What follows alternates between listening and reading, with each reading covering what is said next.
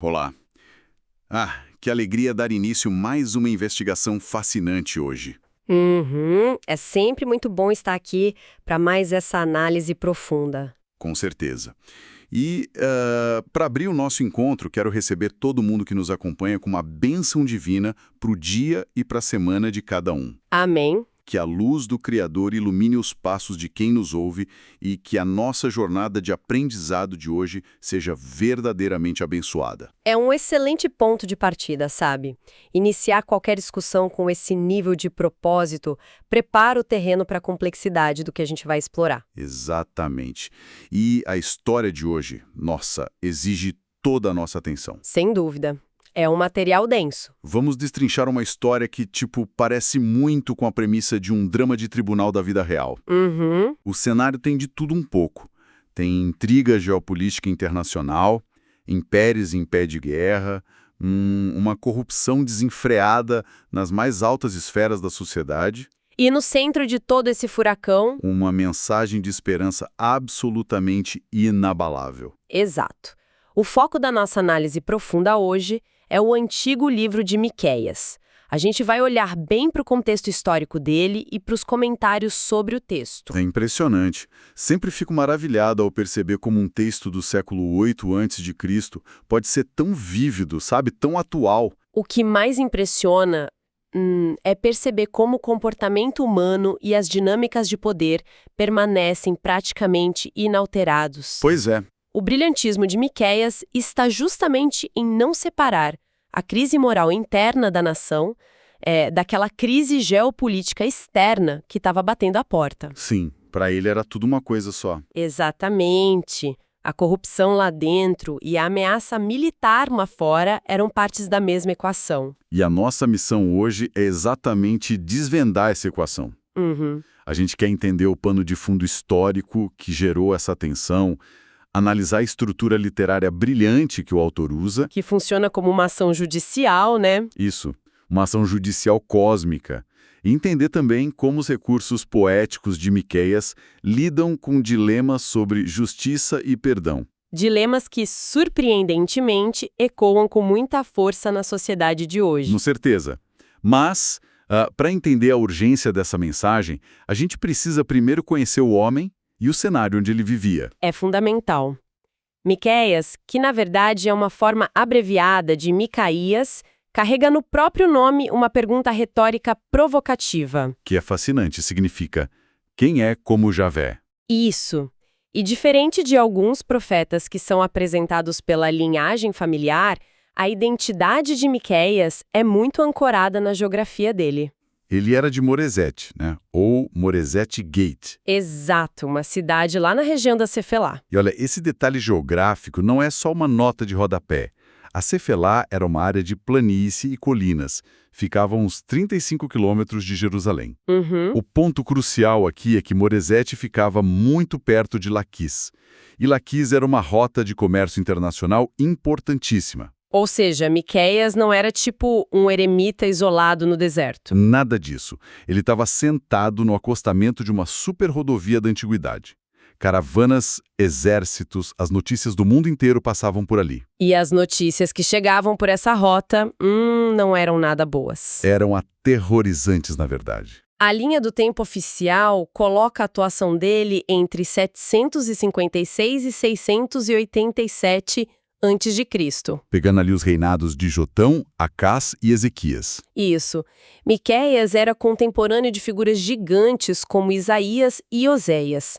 Foi um ministério longo, durou entre 20 e 40 anos. E viver essas 4 décadas significava viver num estado de terror constante. Terror psicológico e militar. Imagine, para quem está ouvindo a gente, viver numa época em que um noticiário relata todo dia o avanço de uma força militar imparável. O Império Neo-Assírio, a máquina de guerra mais brutal da época. O clima político em Judá era de pânico absoluto.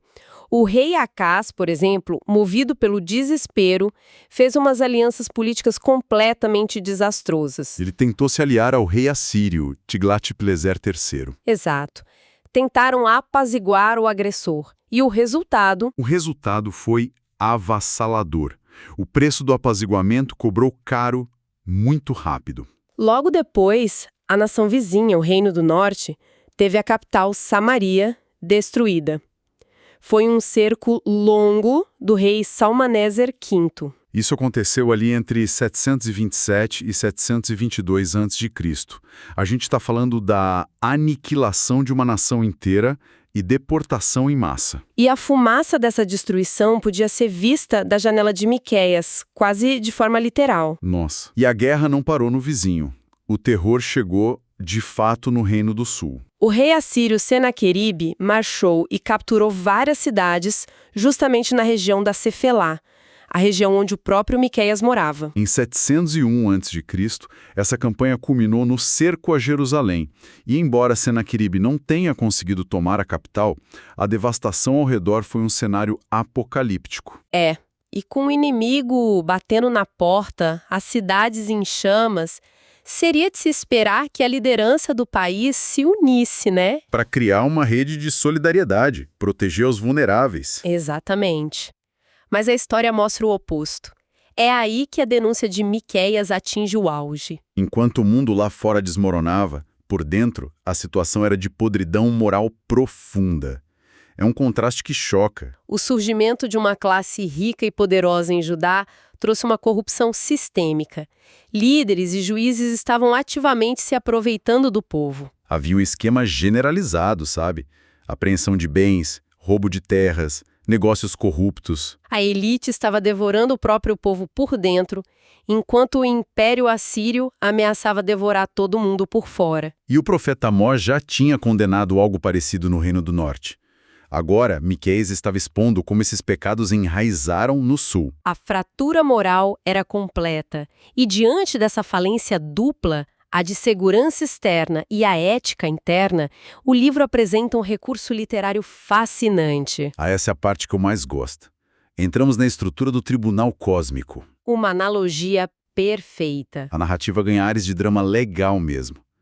Deus decide de forma literal processar a sua própria nação.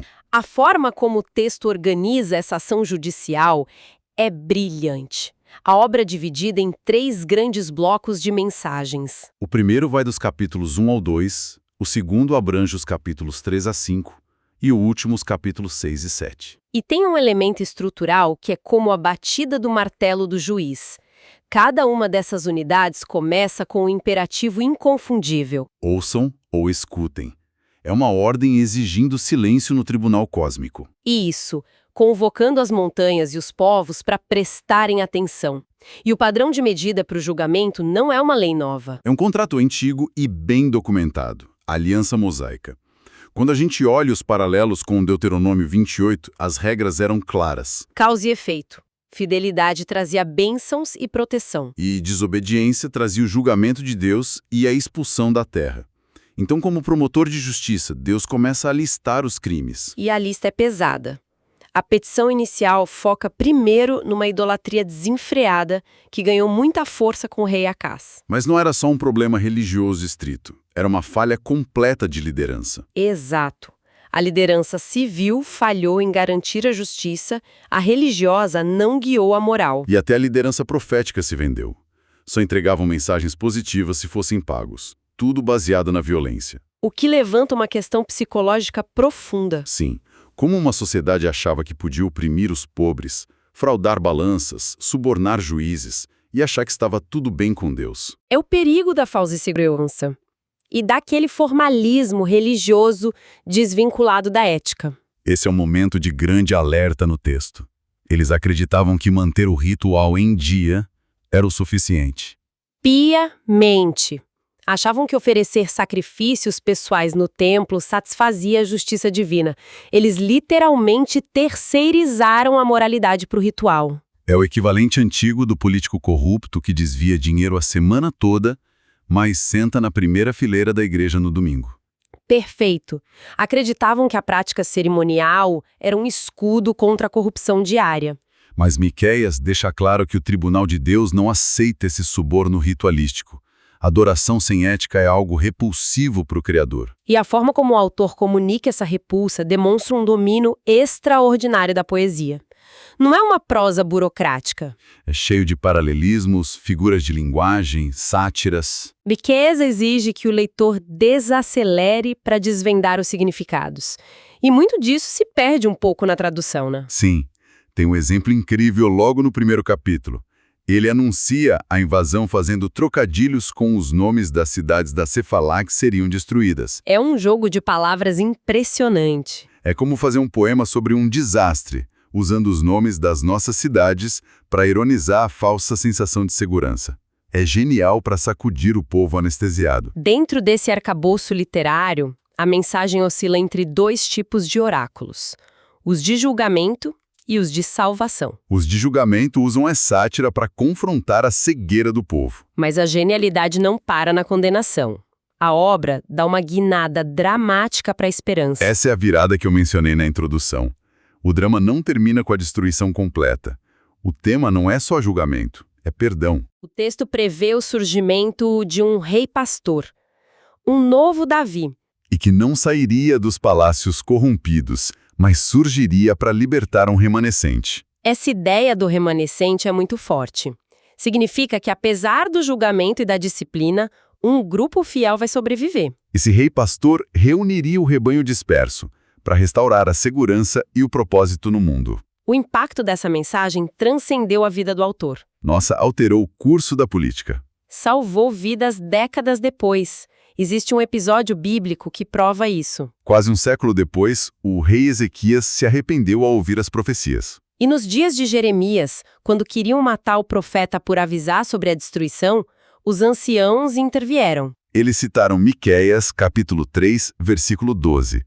Lembraram que o arrependimento evitou o desastre no passado. Essa citação exata salvou a vida de Jeremias. Amém. Temos a profecia sobre a linhagem, origem e o local de nascimento do Messias, em Miqueias 5, versículo 2. Que é citada em Mateus para validar a chegada de Cristo. E também a previsão de conflitos familiares causados pela fidelidade à verdade, em Miqueias 7, versículo 6. Mateus cita isso no capítulo 10. A lente do autor sobre as relações humanas provou ser atemporal, o que nos traz de volta ao grande dilema. Qual? Se a justiça divina exige punição para a corrupção, e se Deus rejeita o teatro religioso vazio, o que sobra? O que Deus realmente espera de nós? A resposta para isso está no capítulo 6, versículo 8. É considerado o resumo mais perfeito da ética espiritual na história antiga. A humanidade não está no escuro sobre o que é certo. O texto diz que as exigências não são sacrifícios impossíveis. São 3 atitudes. Praticar a justiça, amar a misericórdia e caminhar humildemente com Deus. Justiça ativa, amor pela misericórdia e absoluta humildade diante do divino. Essa síntese ajuda a entender o porquê de tudo isso. O propósito de Israel nunca foi existir só para acumular riqueza. A nação foi idealizada para ser um farol ético, para levar a bondade de Deus à humanidade. Então, quando eles oprimiram os vulneráveis, sabotaram esse propósito. A quebra exigiu disciplina, mas o julgamento prova que Deus se importa. A disciplina é prova do cuidado. Deus não os abandonou à própria sorte. E o perdão final não é porque as pessoas de repente ficaram perfeitas.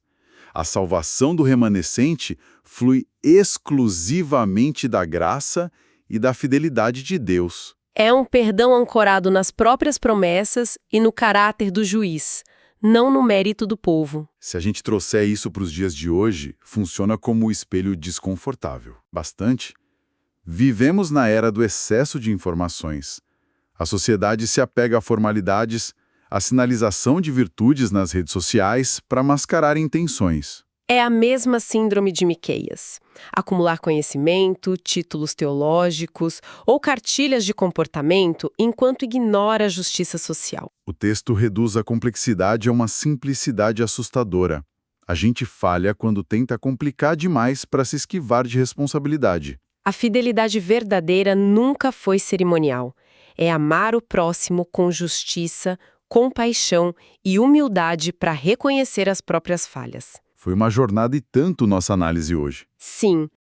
Mergulhamos na ameaça do Império Assírio e na ganância da elite de Judá. Vimos Deus usando um processo judicial para expor a falsa segurança dos rituais vazios e acompanhamos a virada para a promessa de salvação com o rei pastor. Tudo indicando que a disciplina severa da história da salvação tinha a restauração através da graça como objetivo final. O que nos convida a viver aquela tríade: justiça, misericórdia e humildade. Para fechar, tem um detalhe perfeito. Miqueias encerra o livro no capítulo 7, conectando com o significado do próprio nome. Quem é semelhante a ti, ó Deus? Sabendo que os atos de Deus no passado são modelos para o futuro. Como a gente deve enxergar as crises ao nosso redor hoje? Fica essa reflexão maravilhosa. Uma reflexão muito necessária para os nossos dias. Com certeza. E assim encerramos nossa análise profunda. Deus abençoe todos os ouvintes.